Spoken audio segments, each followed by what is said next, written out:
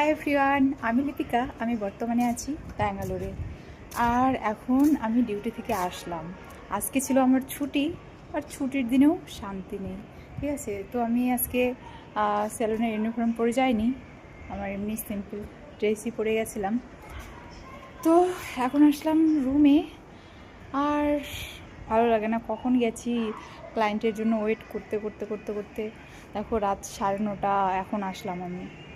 আর ভালো লাগে না। ছুটির দিনে কি ভাবছিলাম একটু রেস্ট নিব, একটু শান্তিতে থাকবো, নেই, একটু ঘুমাবো, আর হয় না।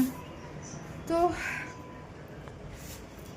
কি বলবো, আর যেতে তো হবেই, কারণ আমি না গেলে হতো না, তাই জন্য যেতেই হলো।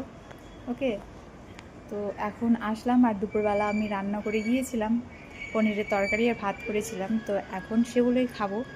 খাওয়া দাওয়া করে শোবো, কারণ সত্যি কত কি ভাবি আর কেমন হয়ে যায়। সত্যি ছুটির দিনগুলোও আমার শান্তি মেলে না, ভালো লাগে না গাইস।